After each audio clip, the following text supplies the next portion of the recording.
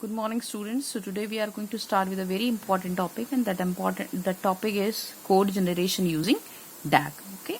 So you very well know the definition of this DAG. So what is this DAG? DAG stands for directed acyclic graph. Okay.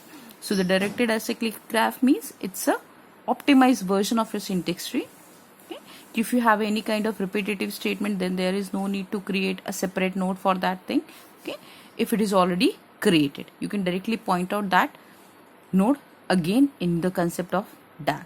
Okay, so the code generation using DAG basically contain how many phases? It simply contain two phases, the numbering phase and your code generation phase. Okay, so what this numbering phase is basically used to find it out that how many register we require to compute for the computation of that expression. Okay, so the numbering phase simply going to return that how many register we are going to need it for the execution of each and every subtree of a given tree. Okay, so that tree is your DAG, and the second phase is your finally the code generation phase. Okay, so that with the help of code generation phase, you can simply execute, you can simply generate those assembly code. Okay, so starting with the very first phase, and that is very important, the numbering phase. How we are going to do this numbering phase?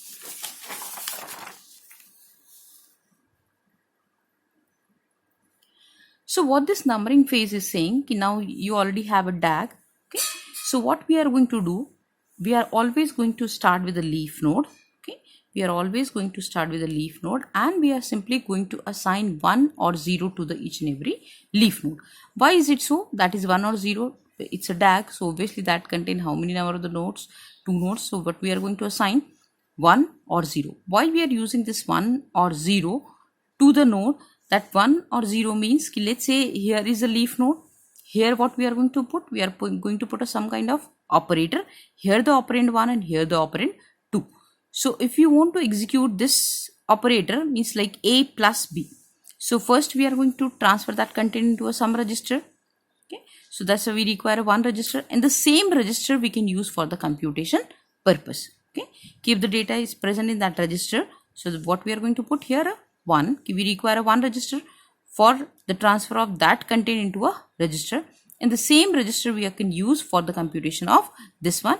There is no need to store this thing into another register. So that's why at the leaf node, what we are going to assume, we are going to put 1 or 0 to all the leaf node. Okay, so in that your DAG you have a left child and you have a right child. Okay, so based on your evaluation order, what we are going to put, we can simply put 1 or 0 at your leaf node. Okay, so now after putting this 1 or 0 at the leaf node, what we want to compute? We want to compute the value of each and every intermediate node. Okay, so at these node we can already assign a number like 1 or 0.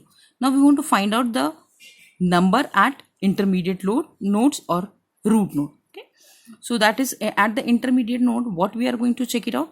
First condition is if the number which we assigned at the left child and the right child, if they are equal.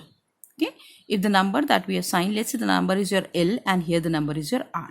So if your L is equals to R, then what we are going to assign a number at here? We can simply assign a number at here like X is equals to L plus 1. Okay, so that number that we assign at here is L plus 1. If they are equal, then we can simply add a plus 1 and assign that number at here. The second condition is if that these two are not equal. So what we are going to do? We are simply going to find out the maximum of L comma R.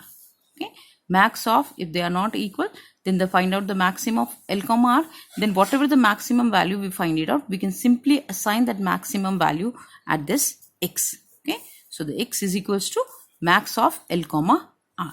Okay, so same way continue जब तक कि आपके पास में कहाँ तक नहीं पहुंचो, आप रूट नोड तक नहीं पहुंचो. Okay, so same way we can continue till the root node. Okay, clear? So the numbering phase always start with the leaf node, and we are going to assign 1 or 0 to the leaf node.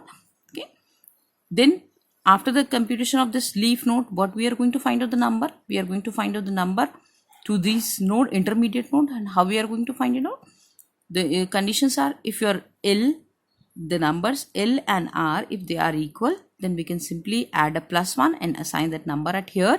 If they are not equal, then simply find out the maximum value and assign that maximum value to the intermediate node. Okay. So at the root node, we are going to easily compute the value of that thing. Okay.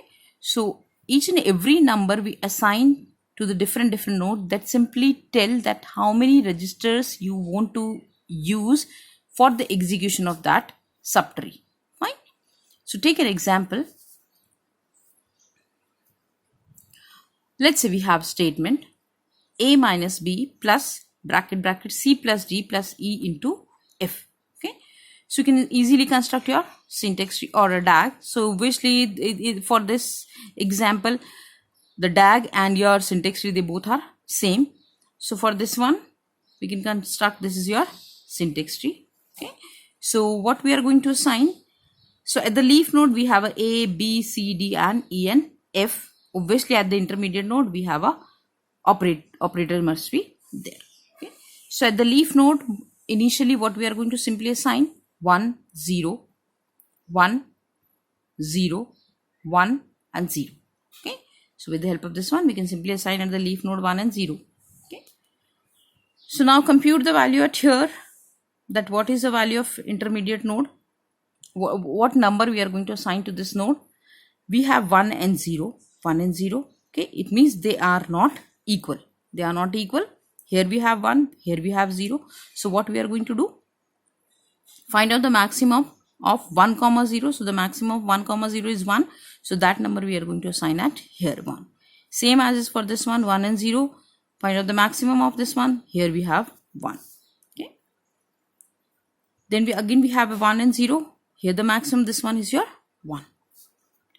Now for this node, here the number is 1. Here the number is 1. So your condition is, if your L is equals to R, then what we are going to do? We are going to simply add a +1 to this number. So we can write down 1 plus 1, which is equals to 2. Okay. So which number we assign it here? That is +2. It means for the execution of this node, how many registers we require? We require 2 registers. Okay. Same as is when we are going to here we have a 2, here we have a 1. So what number we are going to assign? Maximum, they are not equal, here 2, here 1. So the maximum of 2 comma 1 is 2. So which is, again we are going to assign here a 2. Okay. So it means we require 2 registers for the execution of this expression. Clear? Okay.